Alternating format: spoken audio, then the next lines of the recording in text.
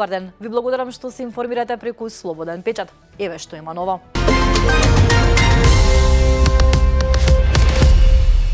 2 часа пред падот од терасата на мајка со дете во Скопски Карпош, полицијата излегла на терен поради пријава за расправија меѓу сопружниците, но не го привеле насилникот, туку на службена белешка констатирале изјава од сега починатата Ивана, дека нема физички контакт меѓу неа и сопругот, дека се работело за недоразбирање кое го решиле по мирен пат и дека не бара полициска интервенција и поведување полициска постапка, зашто работите ќе ги реши со развод, рече на пресконференција министерот за внатрешни работи Панче Тошковски. Потоа таа заминала кон станот во Карпош, каде се случи трагичниот исход.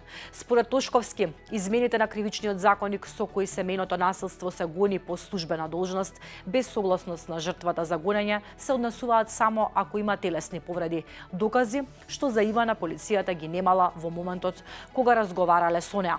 Подоцна, истиот ден кога нејзиниот живот и животот на нејзината ќерка згасна, полицајците нашле снимка на која се гледа како сопругот Стојанче Јовановски ја удира Ивана. Јовановски е приведен моментално за кривичните дела, наведување на сторување самоубиство, нанесување телесни повреди со семејно насилство и загрозување на сигурноста. Случајот го следи Мирослава Симоновска.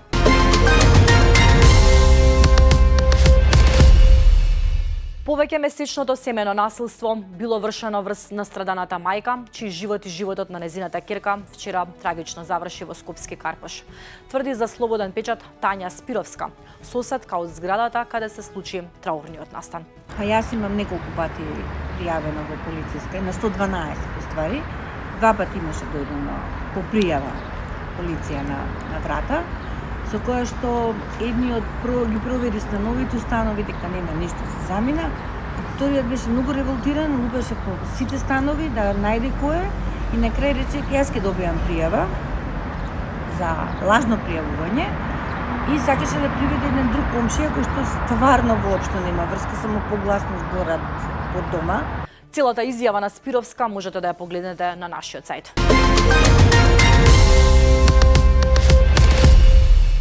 Починатата жена, чиј живот вчера го оконча во Скопски Карпош, при пат од зграда заедно со нејзиното малолетно дете, заедно со насилниот сопруг, за прв пат се евидентирани во Центарот за социјални работи на 7 октомври 2025 година по барање на Основниот граѓански суд за постапување по тужба за развод на брак, велат од Министерството за социјална политика, демографија и млади за Слободен печат.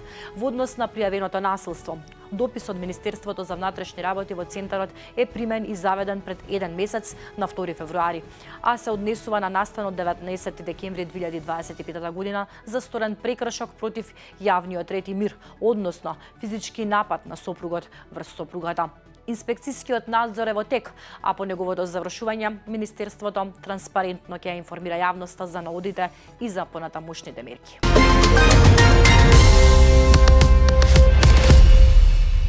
Уште една трагедија денеска ги потресе граѓаните по веста дека утрово загинало 10-годишно дете по пат од тераса во Тетово. Во СВР Тетово било пријавено дека во клиничка болница Тетово било донесено починато 10-годишно момче од Тетово. Според пријавеното, детето кое било со здравствени проблеми паднало од тераса од станот во кој живеело во Тетово, а родителите за настанот биле известени од сосед, пошто го однеле во болница. По наредба на јавен обвинител, телото на детето било дадено на обдукција.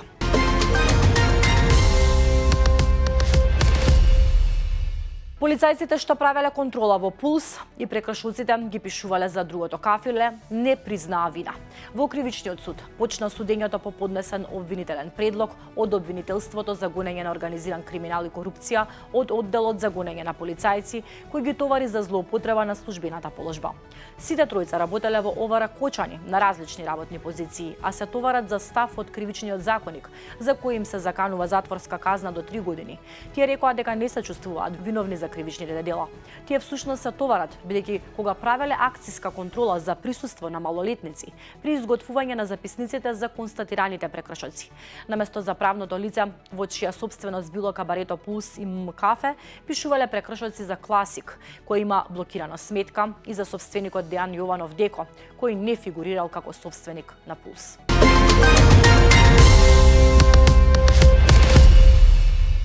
Продолжуваме со останатите вести. Синдикалната минимална кошничка за февруари за 4-члено семејство изнесува 67.382 денари, а новата минимална плата што ќе важи за овој месец е утврдена на 26.046 денари. Ако двајца сопружници се нашле во категоријата вработени со минимална плата и ако имаат две деца, износот нема да им биде доволен да функционираат нормално. Ќе им недостигаат 15.290 денари.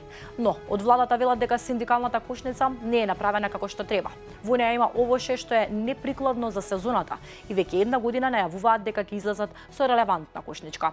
Релевантната кошничка се најде и на дневен ред на економско-социјалниот совет, но по негово одржување на пресконференција, министерот за економија Бесар Дурмиши рече дека таа не е усвоена и оди на доработка. Темата ја следи Весна Дамчевска.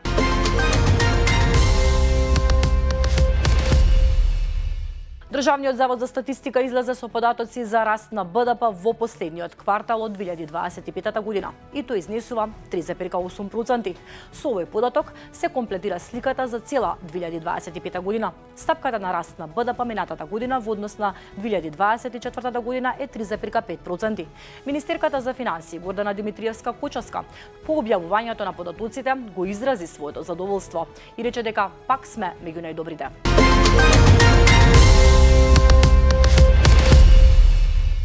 Возачите на камиони од Босна и Херцеговина најавија нова блокада на граничните премини за товар за 12 март, а српските возачи чекаат исход од разговорите на следниот состанок со представници на Европската комисија. Македонските транспортери престојат во Европската унија ќе го решаваат со вадење визи од одредени земји членки на Европската унија, кои ќе има возможност да не се бројат деновите додека се во тие држави. Билјана Муратовска, генерална секретарка на Макатранс за слободен печат, вели дека вчера имале состанок со трите надлежни министерства МНР, МВР и Министерството за транспорт и врски и биле разгледани многу опции. Единствено што е изводливо во моментов е да се водат поединечни разговори со одредени земји членки на Европската унија. Возачите да извадат визи од таму и со тоа да не се бројат деновите за престој на возачот во државата од каде што е извадена визата. Темата е на Валентина Ангеловска.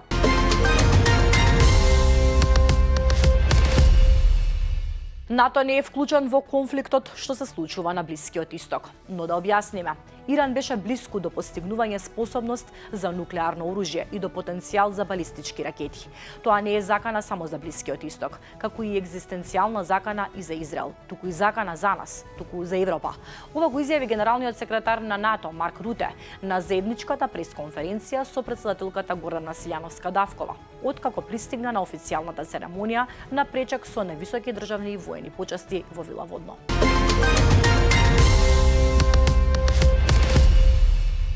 Со голем транспарент, не во наше име, но и со пораки и извици "Живеј Палестино" и санкции за Израел. Денеска граѓанската иницијатива "Сите за Палестина" организираше протест против Министерството за надворешни работи. Покрај зградата на Министерството ечеа антивоени песни и беа прикажувани пораки. Крвта на невините луѓе нема да доведе до решение.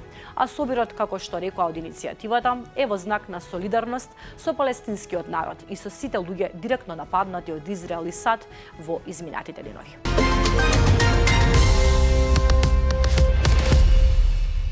Македонските мировници, распоредени во мисијата на Обединетите нации во Либан, УНИФИЛ, за сега нема да бидат повлечени и покрај ескалацијата на немирите на Блискиот Исток и навлегувањето на израелската војска во Либан во операциите против Хезболах. За разлика од другите балкански земји кои веќе започнаа со евакуација на своите граѓани од регионот, а Хрватска најави повлекување на своите војници од Ирак и Либан како мерка на предпазливост. Македонија за сега ќе задржи својата контингентна единица во мировната мисија.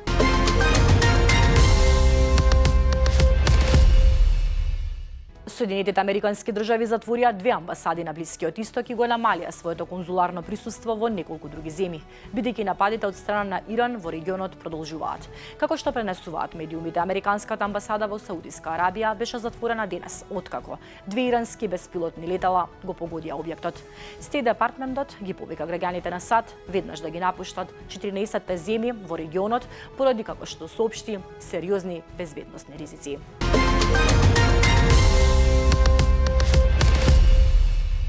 Кинеските работници на скеле во зграда во изградба во Тел Авив беа во шок додека гледаа како блиската зграда е погодена од иранска ракета. Видеото што кружи на социјалните мрежи покажува густ црн чад како се издига од зградата. Во исто време, во неговата основа може да се види оган, додека се слушаат работниците како разговараат меѓусебно. Тоа беше последната информација во попладневните вести на Слободен печат. Повеќе информации ќе најдете на нашиот сајт.